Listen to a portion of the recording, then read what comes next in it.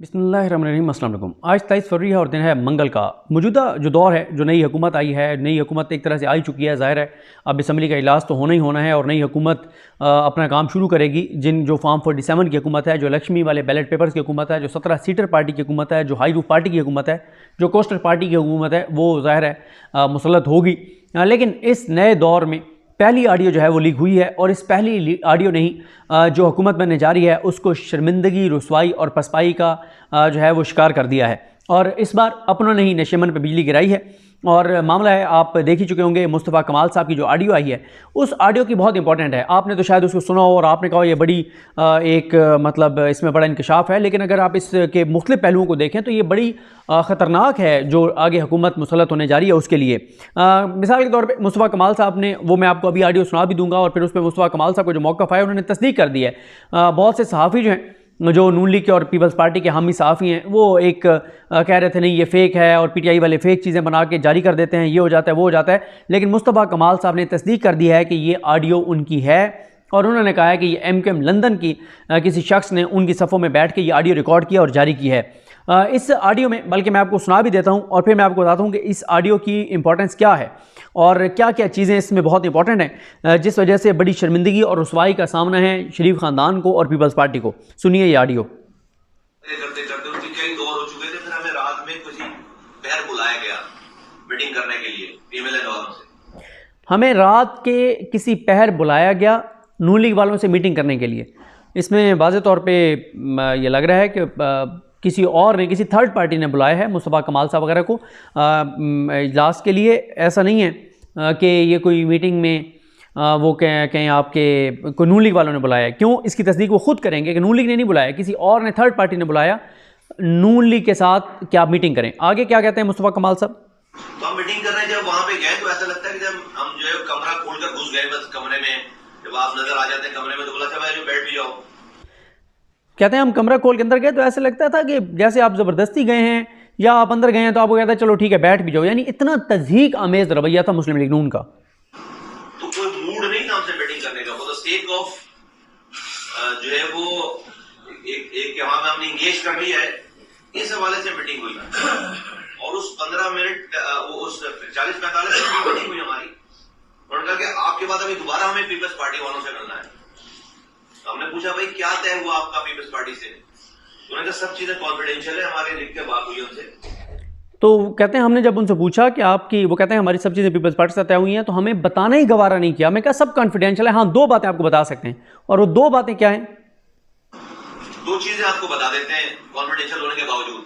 एक वो ये कह रहे हैं कि आपका मैंडेट 100% जाली है, हमारा सबका 60% होगा, 50% होगा। हमारा पीपल्स पार्टी कह रही है, पीपल्स कह रही है कि पीपल्स पार्टी कह रही है कि हमारा 100% मैंडेट जाली कॉन्फिडेंशियल में।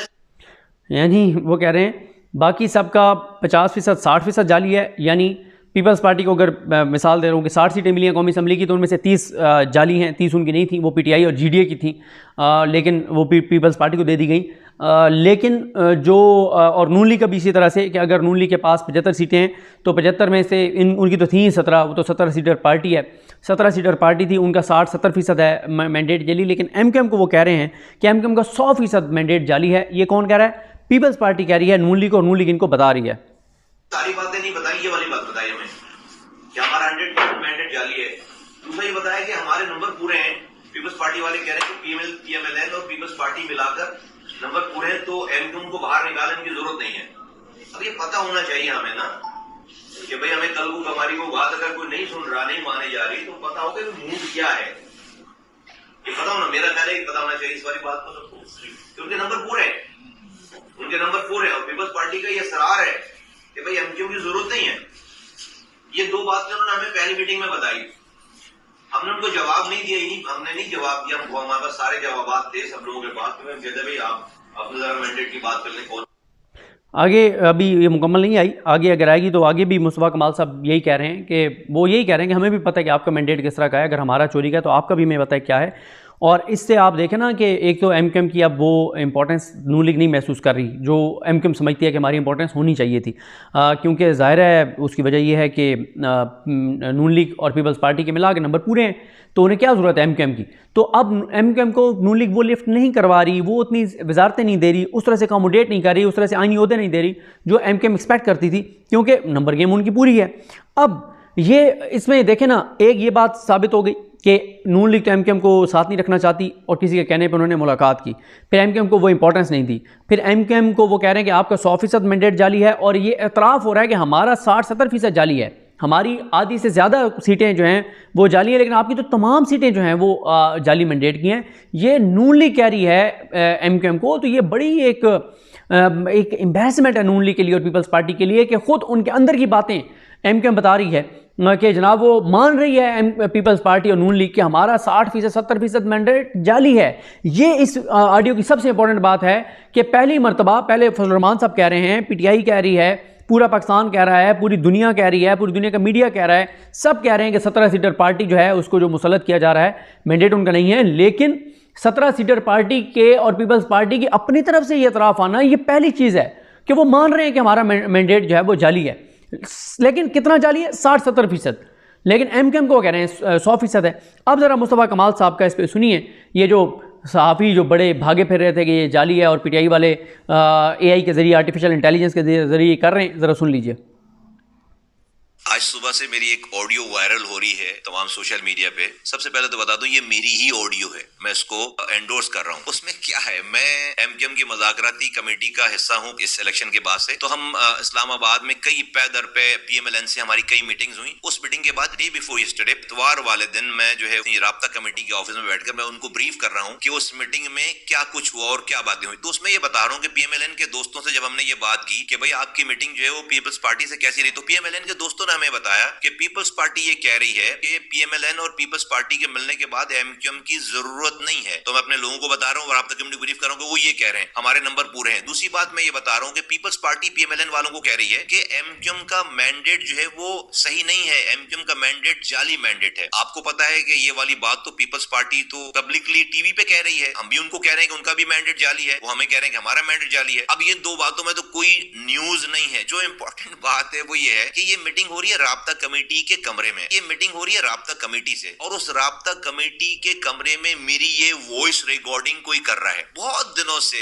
हमें ये इत्तलात थी कि हमारे रैंक्स एंड फाइल में कोई एमक्यूएम लंदन के लोग बैठे हुए हैं और वो उनके लिए काम कर रहे हैं। हमें पता नहीं चल पा रहा था, शक था कुछ लोगों पे, लेकिन हम कंफर्म नहीं हो पा रहे थे। इस ऑडियो ने हमें तमाम फोरेंसिक, जब हमने इसका चेक कराया, मालूम करा, तो हमें एग्जैक्ट पता चल गया कि कौन है जो राब्ता कमेटी में बैठकर एमक्यूएम लंदन के लिए काम कर रहा है। क्योंकि ये ऑडियो रिलीज जो की है वो लंदन ने की, वो समझने को बहुत बड़ी चीज उनके हाथ लग गई है। नॉर्मल गुफ्तगू है जो कि टीवी पे भी वही बात हो रही है, इसमें कोई सीक्रेट नहीं है। लेकिन अहम बात इसके अंदर है कि राब्ता कमेटी के अंदर की गुफ्तगू जो है कोई रिकॉर्ड करके लंदन को भेज रहा है। तो लंदन ने इसको सुबह सवेरे जो है उसको रिलीज कर दिया, ये समझ के कि बहुत ही बड़ी कोई चीज उनके हाथ में लग गई है। लेकिन उनको ये अंदाजा नहीं, जो उनका एक घुसपैठिया हमारे दरमियान बैठा हुआ है, जो उनका एजेंट बैठा हुआ है, उसने उसकी पकड़ाई दे दी है। तो हमें एग्जैक्टली पता चल गया कि हमारे दरमियान, हमारे खिलाफ, इस पार्टी के खिलाफ, इस कौम के खिलाफ कौन है, हमारे खिलाफ कौन काम कर रहा है। तो जिस चीज का हमें बहुत दिनों से इंतजार था, कोशिशों में लगे हुए थे, इस ऑडियो लीक के जरिए हमें उस पर्सनैलिटी का पता चल गया कि जो हमारे खिलाफ काम कर रहे हैं।